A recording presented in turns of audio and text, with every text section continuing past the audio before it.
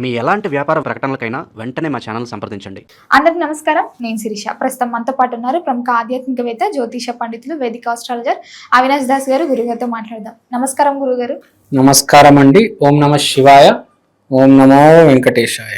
గురుగారు, ముఖ్యంగా మనం పూజ చేసే సమయంలో కళ్ళు మూసుకుంటూ ఉంటాం, కళ్ళు మూసుకొని ప్రార్థన చేస్తుంటాం. అలా చేస్తే ఫలితం ఉంటుందంటారా?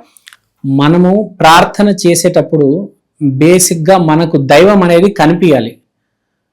కొంతమందికి కళ్ళు ఓపెన్ ఉండగానే దైవం కనిపిస్తారు, కొంతమందికి కళ్ళు మూసుకుంటే ఇమాజినేషన్లో దైవం కనిపిస్తారు. ఒక్కొక్క మనిషికి ఒక్కొక్క స్టైల్ ఉంటుంది. ఒకళ్ళు ఏంటంటే ఎదురుగున్న దేవుడు పటం చూసి పూజిస్తారు. కొందరు కళ్ళు మూసుకుంటే వాళ్ళ వెంకటేశ్వర స్వామి కనిపిస్తాడు. తిరుమల తిరుపతిలో ఉన్న వెంకటేశ్వర స్వామి వీళ్ళు ఇక్కడ కళ్ళు మూసుకుంటే వీళ్ళకి కనిపిస్తూ ఉంటారు. అంటే అంత కనెక్షన్ ఉంటుంది వెంకటేశ్వర స్వామితో. వెంకటేశ్వర స్వామి బొమ్మలు వేసేస్తారు, వెంకటేశ్వర స్వామిని స్కెచ్ చేస్తారు, క్యాన్వస్ లో వేసి ఇంట్లో పెడతారు. అంటే ఎంత కనెక్షన్ ఉంది దాన్ని బట్టి మీ ప్రక్రియ అన్నమాట. మీరు ఎలా అయితే స్వామికి కనెక్ట్ అవుతారో అలా పూజ చేసుకుంటే చాలా మంచిది. సో కళ్ళు మూసుకొని పూజ చేసుకునే ప్రక్రియ చాలా స్వేచ్ఛమైన ప్రక్రియ, చాలా మంచి ప్రక్రియ.